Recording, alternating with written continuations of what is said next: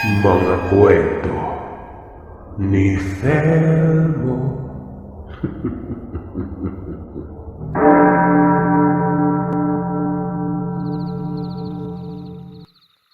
Tawagin niyo na lamang po akong Guerrero. Hindi totoong pangalan. Nangyari ito taong 2000 sa Isabel, Leyte. Ulila na ako sa mga magulang. Sabay silang pumanaw nang magkaroon ng isang trahedya. Tumira ako sa bahay ng mga abuelo ko sa liblib ng Isabel. Sila ang nagpalaki sa akin.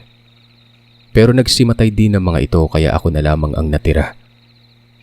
Kahit papano ay kaya ko namang mabuhay sa tulong lang ng sarili ko. Wala akong inasahang tulong noon sa mga kaanak ko kasi nga ayoko lang. Binata na ako noon. Itong bahay ng mga abuelo ko, ako na lang ang nakatira. Sakto lang sa laki na pang ancestral house. 2 palapag at nasa itaas ang silid. 2 yun na nakabungad sa baba. Kumbaga, kapag lumabas na sa may pinto, railings na at buong sala makikita. Lahat ng mga kapitbahay ko, mga kaanak ko lang. Mga kapatid ng nanay ko na may kani-kanilang pamilya. Ang dahilan kung bakit hindi ako umaasa sa tulong nila. Dahil wala naman talaga silang naidudulot na maganda sa akin noon. Para bang galit silang lahat. Ewan ko ba kung bakit. Lalo na noong nagsimatay na ang lolo at lola. Tapos nalaman na ang nakapaloob sa dokumento patungkol sa ari-arian ay nakapangalan sa akin ng kumon na bahay. Mangyari na ring ulila na umano ako at yun daw ang bagay na maitutulong sa akin ng mga abuelo ko. May mga parte naman sila pero mga lupain lamang at ito yung kinatitirikan ng mga bahay. Bali ang naging sakop ng pangalan ko, yung bahay mismo at ilang sukat ng lupa sa paligid nito. Selyado at nakaplano talaga ang titulo. May kasulatan pa na pagkatapos noon na walang mag-aaway dahil desisyon ito ng mga magulang. Noong namatay na ang lolo, ito kasi ang umasikaso ng papeles. Kagad nagkaroon ng pagkakabuklod ng dokumento. Mga 1 taon lang mula noon may inabot na sa bawat pamilya. May isa din para sa akin. Siguro ito ang dahilan na nagalit sila sa akin noon. Pero noon pa man mula pa ng paslit ako ay wala na itong maayos na pakikitungo. Kung sa bagay, nagpaparinig na si lolo noon sa kung kanino mapupunta ang bahay. Pero may kani-kanila naman na silang naipatayong tahanan noon. Katunayan sila lolo pa nga ang gumastos at malalaki din ang mga ito na magkaroon na sila ng mga asawa. Gabi-gabi noon, nakakarinig na lamang ako ng pagkalampag ng bubungan. Parang binabato. Hindi ko naman pinapansin. Hinahayaan ko lang. Pero noong medyo hindi na ako nakakatulog, isa-isa kong tinungo ang pamilya. Nakiusap ako, sabi ko wag naman sana nilang batuin ang bahay. Pero walang umamin. Hinilamos pa ako ng mga sermon nila. Yung tipong bulyaw talaga sa mukha ko na sobrang sakit sa damdamin. Makapal daw ang mukha ko. Hinututan ko daw ang mga abuelo ko at dahil lang sa akin, nagkasakit ang mga ito. Ano bang dapat kong gawin, di ba? Pagkatapos maulila sa mga magulang, magpapalaboy-laboy na lang ba sa kalsada? May mga kaanak nga ako pero kinamumuian naman ako. Nung buhay pa sila nanay, ang babait nila. Yung tipong may malasakit pa at napuno na lang ng payo sa akin noon na dapat mag-aral daw akong mabuti. Kuminsan pa kapag naglilinis ako sa labas ng bahay, dumadaan itong tiyo ko na si Prado. Tapos sinisita ako. Huwag ko daw linisin ang hindi ko pagmamay-ari. Napapakunot ang mukha ko noon. Alam ko naman ang hangganan. May mga nalitaw naman na muhon. Tapos nasa gilid pa nga ako ng bahay. Sa halip na sumagot, hindi na lamang ako nagsalita noon. At kung minsan pa nga hindi ko na lang talaga pinapaabot sa may hangganan ng paglilinis noon. Hanggang sa isang gabi, papatulog na sana ako noon nagbiglang kumalampag ang pinto sa baba. Katok ito na para bang bato ang ginamit. Sinilip ko sa may bintana. Nakabungad naman kasi ang silid tulugan ko noon sa may harapan. May beranda ang bahay pero walang bubungan. Baka lang na kinapitan ng mga halamang gumagapang. Nakikita ko si Tio Prado. Dalawa sila. Hindi ko kilala ang isa. Ang sabi ng Tio Prado ay papasukin daw sila. Parang lasing kasi nga halata naman sa tono ng pananalita. Ayoko sanang papasukin kaso naisip ko na baka magwala ito at pagbabatuhin pa ang bahay. Kung kaya naman bumaba ako noon at pinagbuksan sila. Bigla na lang akong sinakal ng tiyo.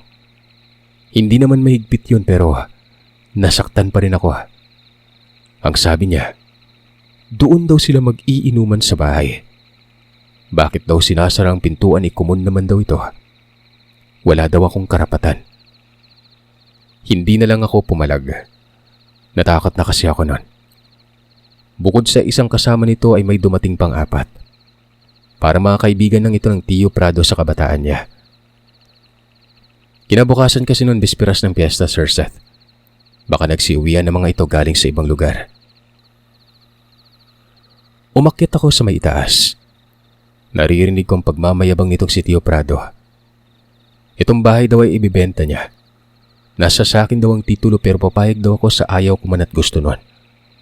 Kung tutuusin ay wala daw akong karapatan o walang kwenta sa ari-arian dahil apo lamang ako nun. Nakakairita pakinggan.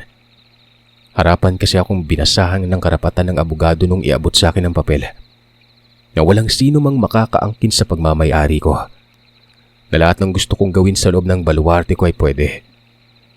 Pwede din akong gumamit ng batas kapag may tumapak at nagpasaway. Lahat pwede kong gawin. Kahit magpatayo ako ng malaking bahay na may mataas na bakod. Bad trip talaga itong si Tio Prado. Parang gusto ko na lang bumaba sa sala noon at sangbitin ang mga sinabi ng abogado. Pero ayun, ang ginawa ko na lang noon ay ang itago ang dokumento. Buong magdamag silang nag-inuman doon. Tinawag pa nga ako para utusan na bumili ng alak. Ako bilang may respeto ay tumugon naman. Malayo pa naman yung bayan. Naglakad ako sa gitna ng dilim noon. Takot na takot ako kasi nga matunog sa lugar na may aswang. Hanggang sa may nakasalubong akong 2 matanda. Mag-asawa ito na nakatira lang sa may babaan banda. Nagtanong sa akin kung saan ako pupunta at gabing-gabi na akong gumagala noon. Kinuwento ko naman na itusan akong bumili ng alak sa bayan. Pangalanan natin ang 2 ito na Mang Dodong at Aling Daday. Hindi naman sila ganun katanda. 2 ang anak nila na may mga asawa na at bumukod ng bahay. Sino yung nag-utos sa'yo? Yun bang tiyuhin mo walang ibang bukang bibig kundi ikaw? Prado? Paano niyo po nalaman? Tanong ko noon. Ang sabi naman nitong si Mang Dodong, oo daw. Nakakarating daw sa kanila ito. May mga kapitbahay din na nakapagsabi. Basta matunog ang pangalan ko dahil daw sa mga kaanak ko. Mga naiinggit umano sa akin noon. Ang problema dyan, ikaw lang mag-isa, no? Pinagkakaisahan ka. Hayaan mo na lang. Narinig din namin na ang bahay ay napunta sa'yo. Tama lang yun kasi nga ang nanay mo naman talagang may malasakit lang sa mga lolo at lola mo eh. Hindi naman sa nakikiosyoso pero kaibigan kasi ng anak ko yung nanay mo. Mabait yan, sobrang salungat sa mga kapatid niya. Daday, mauna ka na lang. Sasamahan ko na lang ang binatang ito. Nakakaawa naman eh. Mabuti naman kung gano'n naiisip ko din yun. Siya sige, mauuna na ako at ingat kayo Paparating ang piyesta at may mga hindi natin kilalang mga dayo. Malay natin ang iba dyan, kriminal.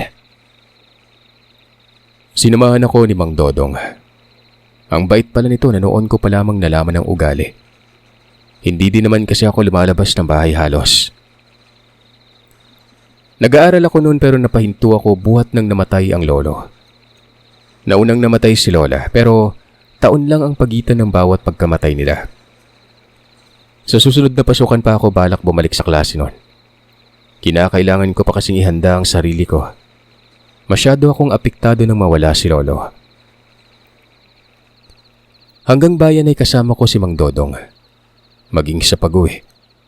At doon talaga bumungad na sa bahay ko. Bahay ko na lang talaga ito kasi nga ako lang naman talagang nakatira noon. Tinitigan pa ni Tio Frado si Mang Dodong. Lumapit ito at kinuha ang alak na binili ko. Ang sabi nito, ano ba daw ang sadya ng matanda? Ayon naman kay Mang Dodong ay sinamahan niya lang daw ako noon kasi nga malalim na gabi na. Dapat hindi daw inuutusan ako noon. Paano na lamang kung sakali may nangyari? Kailan pa nagkaroon ng karapatan para punahin ang pag-uutos ko ha? Umalis ka na nga.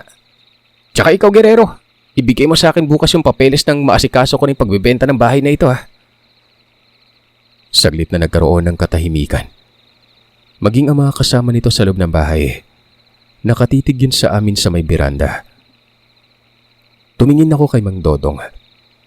Nakatitig lamang ito sa akin pero parang may gustong sabihin na siya namang nakuha ko kaagad. Bakit ko naman po ibibigay yung papeles na pinagmamay-ari ko? Pangalan niyo po ba yung nakasulat doon? Hindi ko po ibibigay sa iyo yung tiyo. Tsaka pwede ba? Lumabas na kayo dito.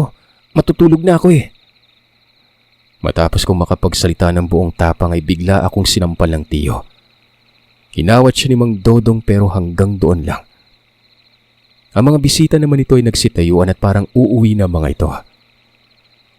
Wala kang utang na loob ha? Ibigay mo sa akin bukas ang papeles kung ayaw mo ng gulo ha? Sumasagot ka pa. Kilala mo naman siguro ako, di ba? Anak ako at apo ka lang. Mas matimbang ang karapatan ko. Mga pre, huwag kayong aalis. Huwag niyo nang pansinin to. Mag-inuman pa tayo. Uwi na lang ako pre. Gabing-gabi na rin kasi. Kayo ba? Mauna na ako sa inyo ha. Bukas kita na lang tayo ulit. Sabat ng isa sa mga kaibigan ng Tio Prado. Yung naiwan, nagawang pigilan ito ng tiyo ko. Pero makikita sa mga mukha na para bang nahihiya. Bumalik sila sa pagkaupo. Dinuro ni tiyo sa mukha si Mang Dodong noon. Pinagmumura at pinapauwi. Umakyat ka na sa taas, Guerrero. Tsaka Prado, hindi naman siguro sa nakikialam no, pero hindi tama yung ituring mo ng ganyan yung pamangkin mo. Tsaka huwag mo akong pinagmumura. Tandaan mo, hindi ikaw yung nagpakain sa akin. Tsaka itong bahay, hindi mo ito pinagmamay-ari ha. Baka magulat ka na lang at magsisi. Ano, Dodong? Ang yabang mo namang magsalitang hampas lupa ka. Kapag naubos yung pasensya ko, may mangyayari sa'yo. Huwag ka makikialam sa amin ha. Umalis ka ng kuba ka. Sipain pa kita dyan eh. Naawa ako kay Mang Dodong. Nasa itaas na nga ako noon. Sarilings nakadungaw. Galit na galit ako. Gusto kong manglaban pero natatakot ako. Dahil baka may kung anong gawin sa akin ng Tio Prado. Tumingin sa akin si Mang Dodong bago pa ito umalis noon. Ako ay pumasok na ng silid ko. Sobrang naiipit ako sa sitwasyong ito. May karapatan ako pero wala pa akong alam sa mga ganon. Hindi ko alam ang gagawin ko. Wala din naman kasi ako makausap doon halos. Ito pa lang si Mang Dodong at ang kanyang asawa. Sila'y nagkaroon ng malasakit sa akin. Kinabukasan noon, maaga akong umalis. Sinara ko ang pinto at bintana. Kinandado. Bitbit ang dokumento. Dali-dali akong nagtungo kila Mang Dodong. Masaya naman ako nang bumungad sa akin ito. At kagad sinabing doon na lamang daw ako manatili sa kanila. Hindi ko pa nga sinasabi ang pakay ko noon. Ang totoong balak ko ay manghingi lang ng payo sa kung anong gagawin. Tapos ikalawa kong opsyon noon ay sumangguni sa kapulisan.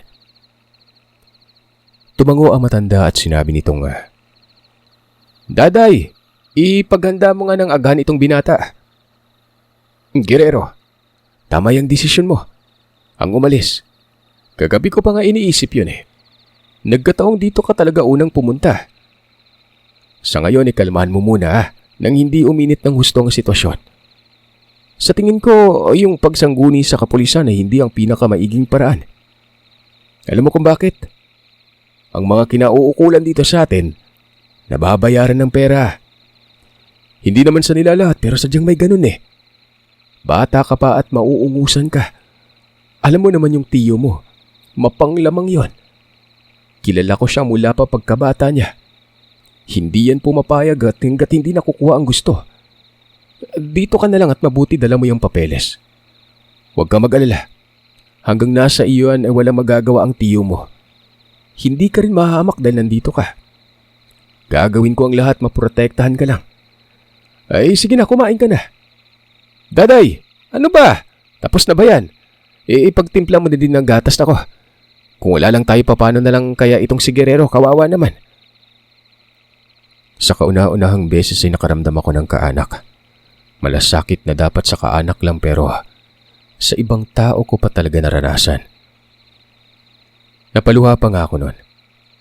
Naisip kong sobrang buti talaga nila. Napansin ko yun kasi nga nakikita ko sa mga kapitbahay doon na bumabati sa tuwing dumadaan.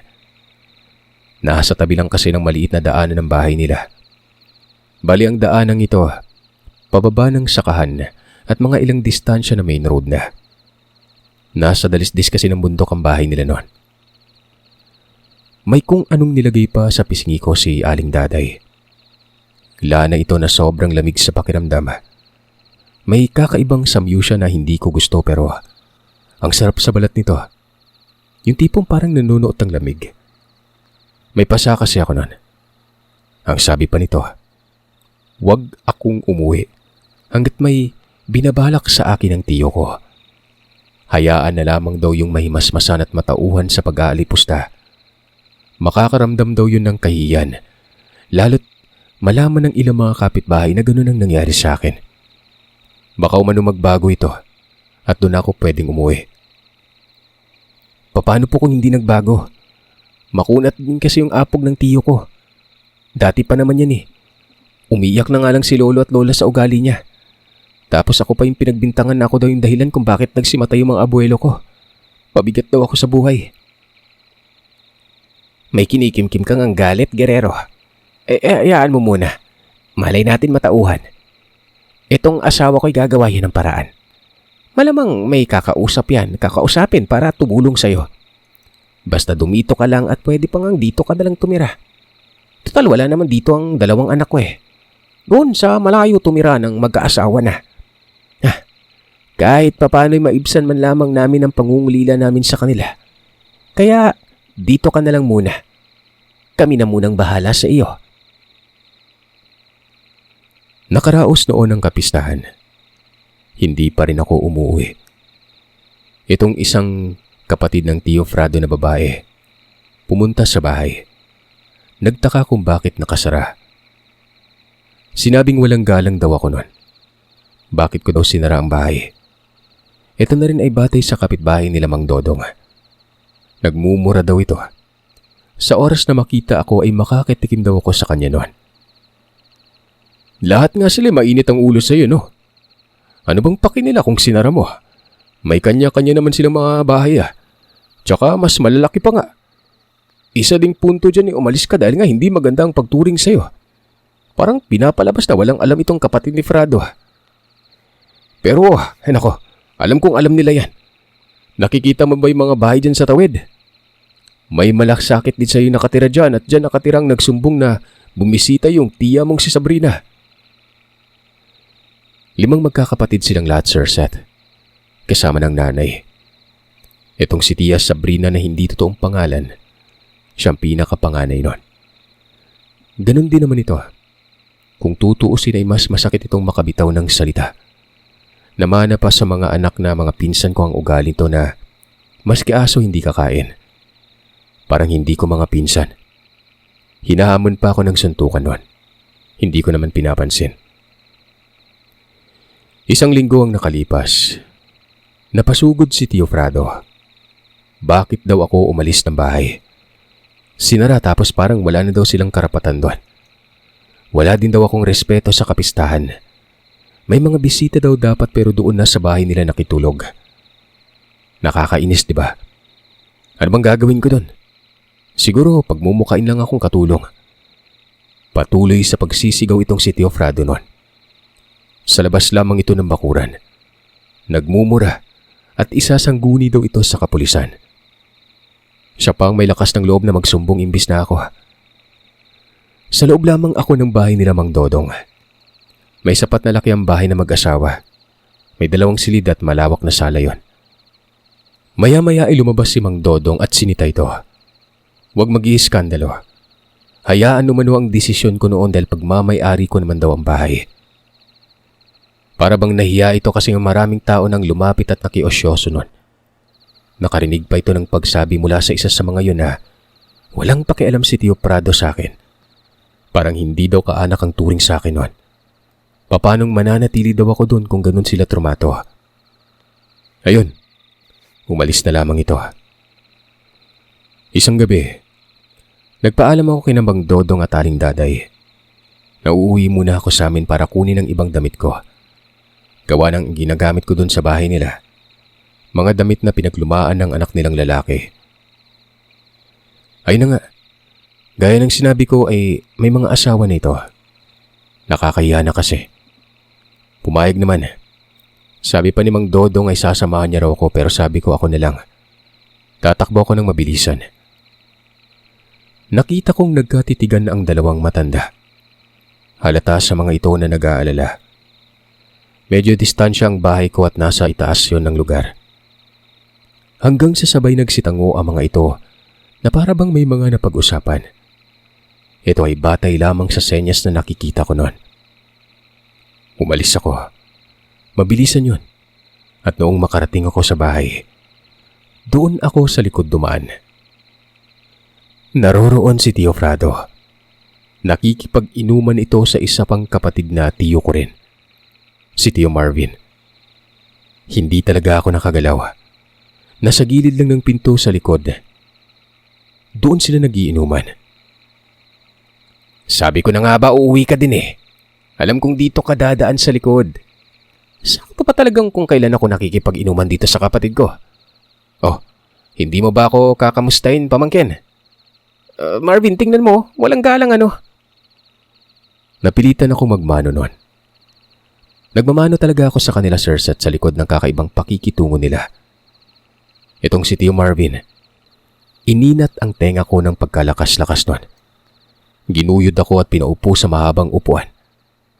Makailang beses pinitik ang kamay ko at pinagmumura. Kulang na lamang ay suntukin ako nito o hindi naman kaya patayin. Gusto ko nang sumigaw at tumakbo pero nasa gitna ako nila. At itong si Tio Prado, nakahawak pa sa hita ko ng pagkahigpit-higpit. May nakausap na akong abogado. Pirma mo lang at ang titulo sapat na para ibenta tong bahay na to. Pati lupain. Huwag kang mag-alala. May mapupunta din naman sa'yo eh. Pagkatapos nito lumayas ka na sa lugar. Nagpantig talaga ang tenga ko. Kung gusto niyo makabenta, bakit hindi yung pinagmamay-ari ninyo? Bakit ito pa? Hindi ako papayag. Tsaka ano bang karapatan niyo? Sinapak ako, Sir Seth. Sobrang sakit no na nagpapatay sindi pa talagang paningin ko. Napasubsob ako sa lupa. Sinipa pa ang balakang ko noon. Ungol lang ang nagawa ko at namimilipit ako sa sakit. Ang sabi ni Tio, ibigay umano ang titulo at bukas na ang affidavit para sa pagpapahintulot ko. Ito yung papel na dapat ko umanong pirmahan. Hindi ako nagsalita. Umiiyak ako noon. Ipinagdadasal ko na ang sarili ko sa Panginoon. Nakako kahit anong mangyari, tulungan niya ako. Hanggang sa bigla na lamang may dumating na siya namang nagpatulala talaga sa 2. Ang dumating, Sir Seth, tao ang postura, pero ang mukha hindi nun. Nakakakilabot ang itsura niya.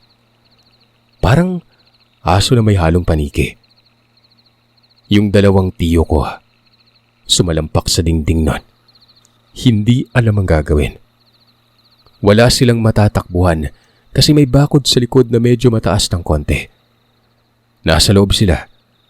Manukan ito ng lolo dati. Maihi-ihi ako sa takot ng dumungaw sa akin ang mukha ng nilalang na yon. Kung hindi talaga ako nagkakamali. Aswang ito. Gumapang ako pagilid at palabas doon sa may gate na kahoy. Pero inangat ako ng nilalang.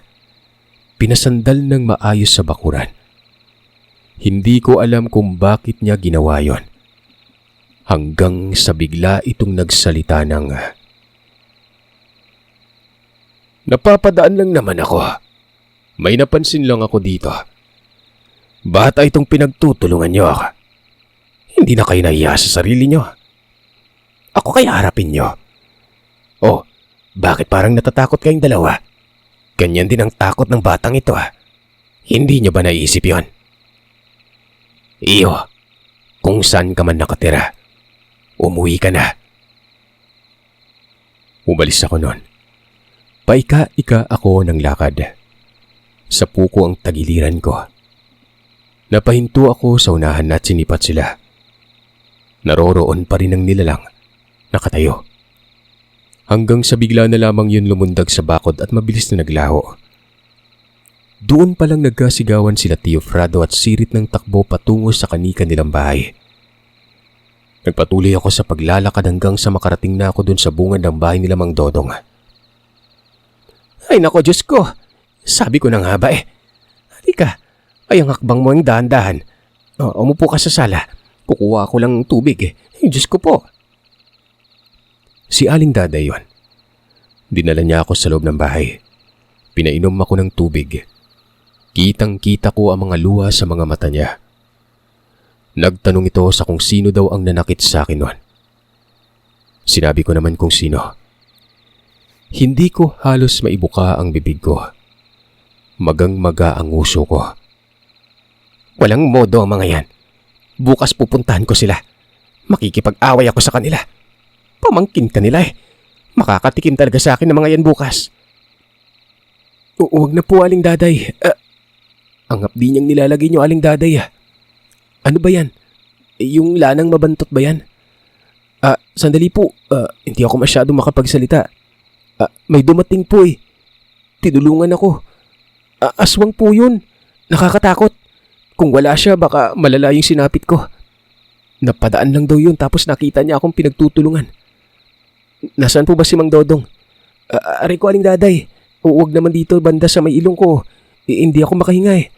Ang baho po kasi. Ano ka ba? Huwag kang malikot dyan. Ganyan talaga ang lana namin dito, may amoy. Pero mabisa sa mga sugat at pasa. Usog ka dito, anak ko. Ba't ilag ka ng ilag? Umari ka ba, sige at kukurtin ko yung singit mo. Mamaya hihilutin ko din yung katawan mo. Para kang napilay ah. Si Mang Dodong mo umalis, may pupuntahan lang daw. Baka dyan lang sa may kapitbahay, babalik din yon. Sa kabila nun, kahit ang baho talaga, nawala ang pananakit ng uso ko, maging sa panga. Para bang may sakung anong taglay ang lanang yon. Malamig sa balat pero mahapdi sa sugat. Nung hinilot niya na nga ako gamit yon, nawala din yung sakit ng balakang ko. Tinitiis ko ang sobrang baho na amoy. Pero at least, wala na talaga akong nararamdamang sakit sa katawan. Parang anesthesia. Ganun na ganun gawa ng napakabilis ng bisa nun. Pero naroroon pa rin ang maganguso ko. Mga ilang sandali pa, dumating na si Mang Dodong. Pawisan ito at nakabahag lang. May damit siya pero nakabahag lang talaga. Butas pa yung brief. Hindi ko alam kung mag-aalala ako. Matatakot o matatawa ako kasi nakakatawa kasi talaga tingnan yung matandang yan eh. May mukha pa itong parabang napaka-inosente. Sabi ko pa, papanong naroroon yun sa kapitbahay? Ganun yung bihis niya. Si Aling Daday din naman yung nagsabi. Iba pala po kayo kapag dumadalaw sa kapitbahay, no? Ano, Daday? Yun ang sinabi mo. Nariyan lang ako sa likod eh. Doon sa banwa, nagbabawas lang ako. Sino bang matinong tao yung pupunta sa kapitbahay na ganito yung bihis, di ba? Ano bang nangyari dito? May pasaka, oh.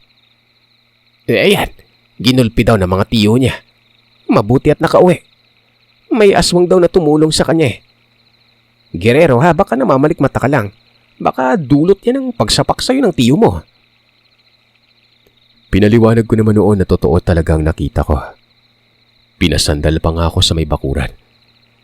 Hindi naman ako sinaktan. Hindi din sinaktan ng mga tiyuhin ko.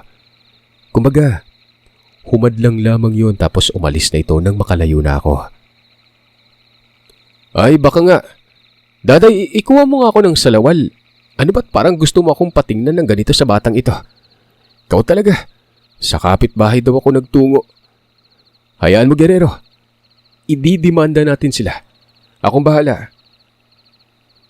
Kinabukasan ay kaagad nagtungo sa bayan si Mang Dodong. Sumunod naman kami noong pagsapit ng tanghali. Bali na una lang ang matandang lalaki tapos kami naman ni Aling Daday sa tanghali noon. Kasi nga may sasaglitin pa itong si Mang Dodong. Ay na nga, idinimanda talaga. Direkta yon na hindi na dinaan pa sa barangay. Magang makaamukha ko noon. Wala na yung sakit pero maga eh. Matapos lang ng 15 araw, pinadalhan ng sabpina ang mga tiyo ko. Pinatawag sila na dapat may kasamang abogado. Pero nagpakita ang dalawa ng walang backup. Humingi ng tawad. Sabi nito'y patawarin daw umano sila. Lasing lang sa gabing yon at natauhan naman sila pagkatapos. Para bang gusto ng mga itong iaatras ko yung kaso. Ito'y mga sandaling hindi pa kami nasasalang sa pag-iimbestiga.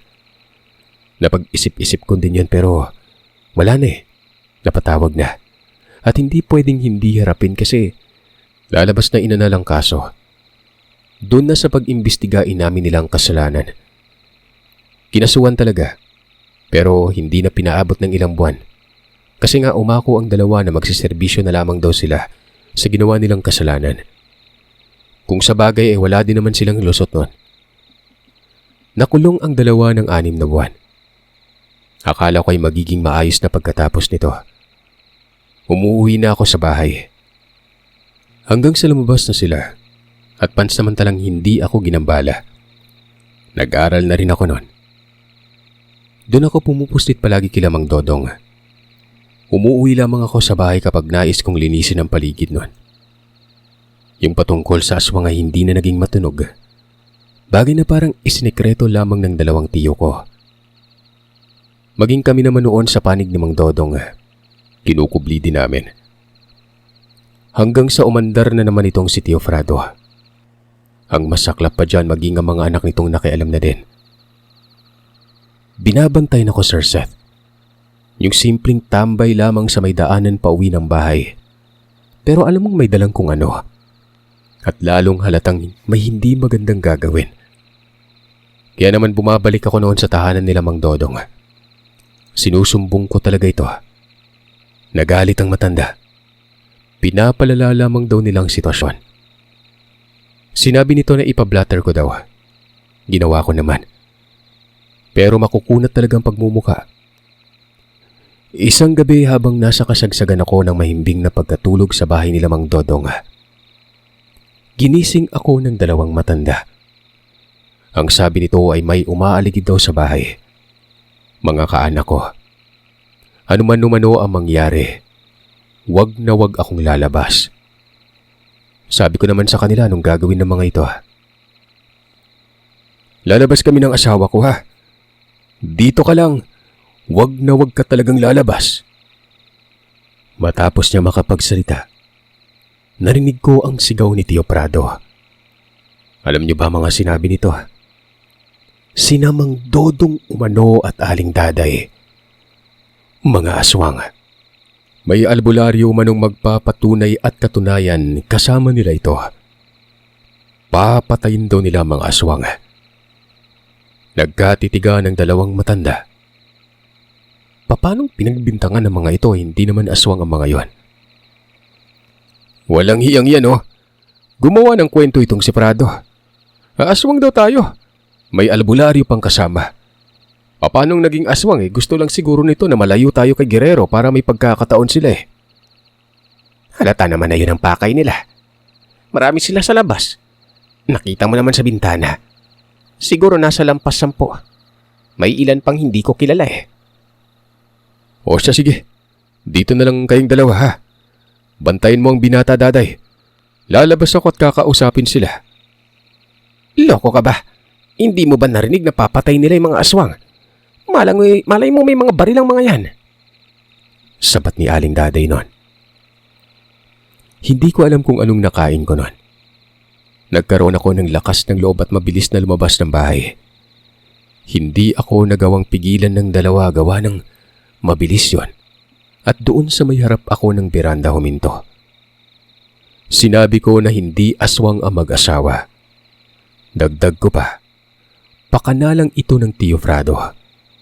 Para ilayo ako sa mga ito. Wag na wag nilang sasaktan ng mga taong may malasakit sa akin dahil kapag ginawa nila yon, lalaban ako. Nakita ko si Tio Frado na lumapit. Nanlilisik ang mga mata nito at may dalang pamalo nun. Hindi ako nasindak. Sa mga puntong ito ay may sapat na pangangatawan na ako. Kumuha din ako ng pamalo. Sige, lapit. Gusto mo ng away? Hindi ka pa nadala na nakulong kayo. Ano ba talaga? Lupa at bahay ba yung gusto nyo? Ibibenta ko to. Pero walang mapapas sa inyo kahit kusing. Bukod sa mga umaaligid noon, ay naglabasan ng mga kapitbahay nila Mang Dodong. Ang ilan sa mga ito ay sinita ang mga umaaligid. Sa oras daw na may gawing hindi maganda, makikisali sila. Hinila ako noon ni Mang Dodong. Pinapasok ako ng sapilitan sa loob. Huwag na wag daw akong makikipag-away noon. Hayaan lamang daw ang tiyo ko sa kung anong gagawin niya. Basta bukas umano ay magkakaalaman ng lahat noon. Habang nagsasalita si Mang Dodong, tirik na tirik ang mga mata ko sa mga mata niya. Kinilabutan ako bigla dahil ang nakikita ko ay purong itim. Yung bibig pa ni Mang Dodong nakausli. Ang mga pangil niya ay nakauksli din ng bagya. Napalingon ako noon kay Aling Daday. Tumalikod pa ito na para bang nahiya. Pero sa maniwala man kayo at sa hindi, ganun din si Aling Daday. Itim din ang kanyang mga mata. Nagtanong ako sa kung anong nangyayari sa kanila. Bakit para silang mga adik tingnan? Sa tuwing maaalala ko nga ito, napapatawa na lang ako, Sir Seth. Kinakalabit ni Aling Daday si Mang Dodong hanggang sa nagtungo sila sa likod doon sa may bandang kusina. Nag-usap ang dalawa doon pero naririnig ko ito. Walang iba kundi ang pagiging aswang nila. Hindi daw sila naging maingat at hindi nila namalayan na sinusumpong na pala sila noon. Nakita ko daw yon. Para bang hindi mapakali itong si Mang Dodong. Sumisipat sa akin pero saglit lang. Hanggang sa lumapit sila sa akin noon. Doon ay halos mahimatay ako sa takot. Iba na ang mukha nila nang pumasok noon. May isa pagkaitim na ang mga balat noon. May mga balahibo na sa mukha. May hahalin tulad ko ito sa mukha nung aswang na tumulong sa akin.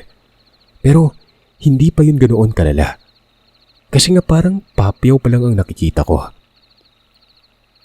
Hinila ako papasok ng silid tulugan. At doon ay pinaliwanag nilang dalawa na aswang nga sila. Pasensya na pero nalaman mo na rin at bagay na kinakailangan naming ipaliwanag sa iyo ito. Ako yung tumulong sa iyo nang ginulpi ka. Pagkaalis mo, yun din ang mga sanaling kinakabahan na ako. Kaya sinundan kita at yun ang nabutan ko. Puro mga aswang kami, Guerrero. Pero maniwala ka at hindi kami pumapatay ng tao. Maliban na lang siguro kapag sinubok at buhay na namin ang naiipit. Nakita mo naman na hinadlangan ko lang pero hindi ko sinaktan yung mga tiyo mo, di ba? Dahil kung tutuusin kahit 2 segundo lang, pwede ko silang patayin ng walang kahirap-hirap. Sa hindi malamang dahilan nawala ang takot ko. Oo at aswang at talagang kinilabutan ako pero sumagi din sa isip ko sa kung gaano sila kabait.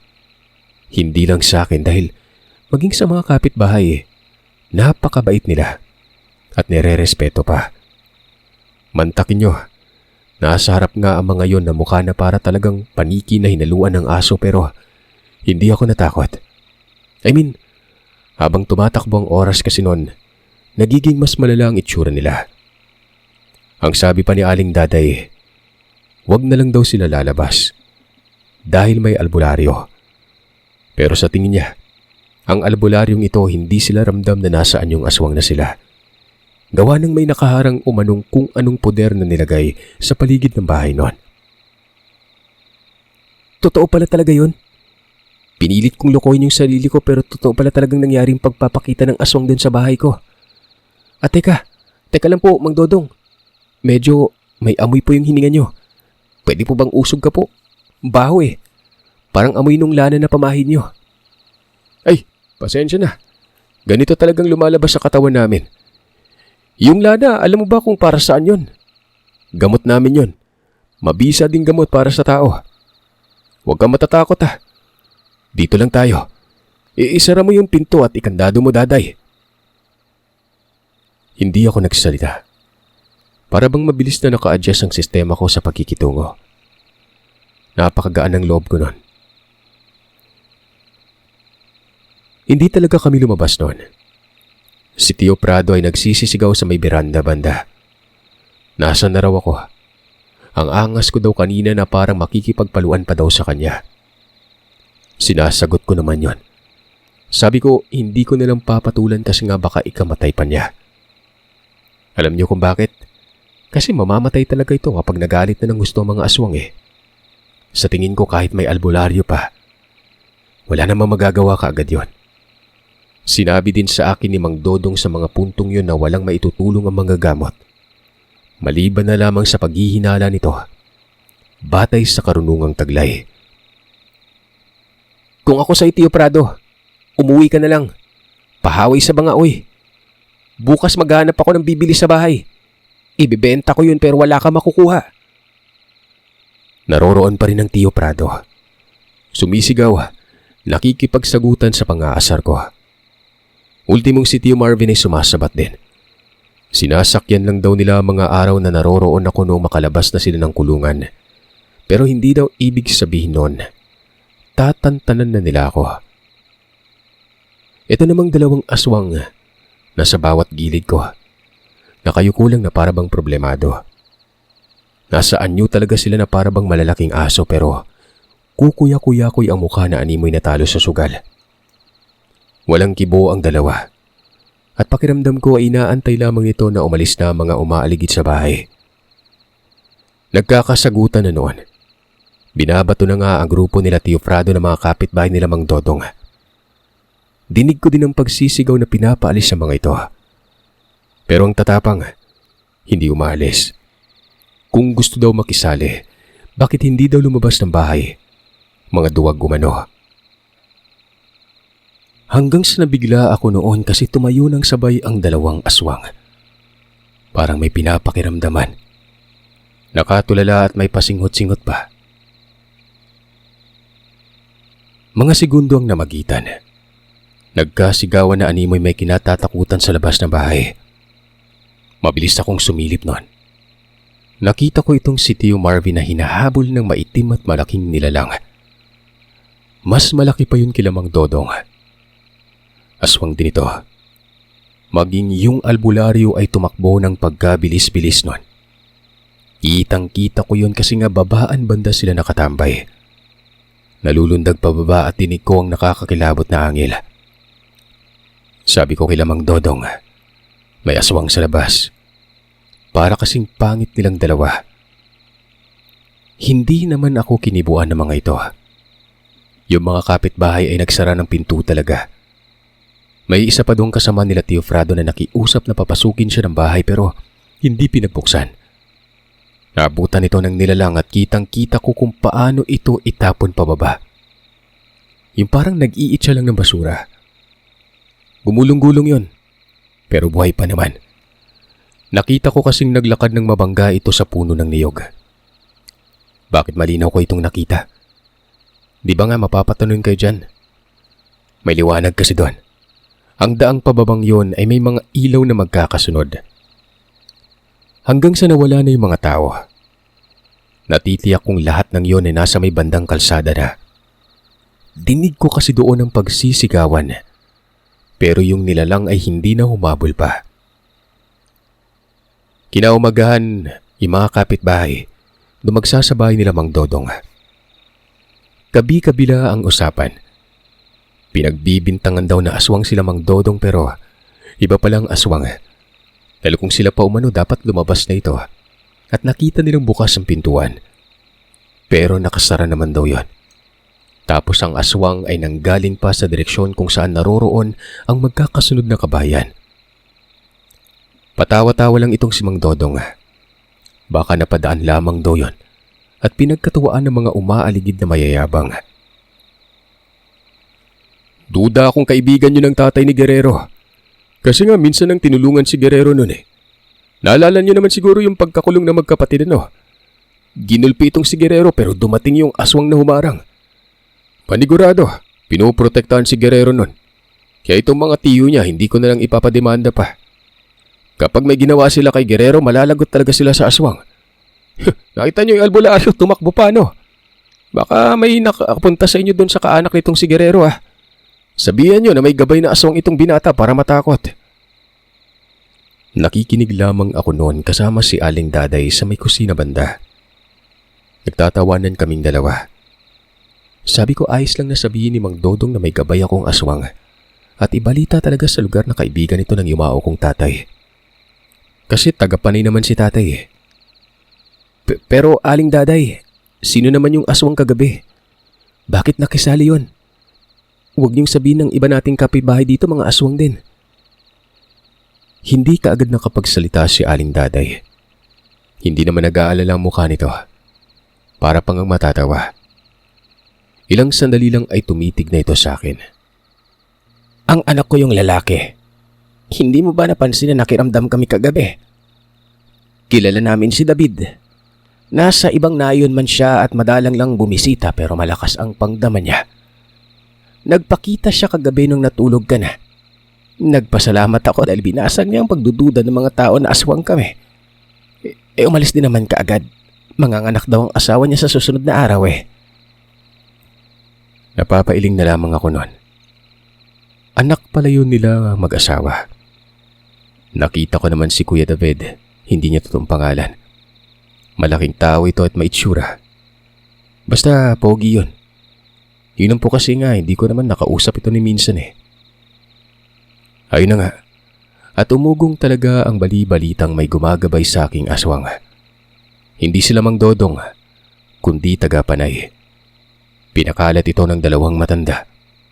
Kaya naman takot na takot sa akin itong mga kaanak ko. Hindi na nga lumalapit halos eh. At kung lumapit man, napakalumanay makitungo. Hindi ko binenta ang bahay. Malayang malaya ako doon. Tawid-tawid lang ako. Kung nabuburyo ako sa bahay ay doon ako tumatambay sa bahay nila Mang Dodong. Bukas ang pintuan nila na parabang bahagi na ako ng pamilya. Ako naman kapag kumikita na maliit ang niyugan ko, ibinibigay ko kay Aling Daday. Ipinapaligpit ko sa kanya. Kahit papaano makakatulong din yun dahil nga doon naman ako kumakain. Pero alam niyo ba, hahawakan niya ang pera pero hindi para sa pagtulong sa pagkain nun, kundi para daw sa kinabukasan ko. Isipin niyo, mantakin niyo anong klase mga tao yan, di ba? Kung sino pa ang hindi ko kaanak at kung sino pa ang hindi purong tao, sila pa ang may malasakit at marunong magpakatao nun.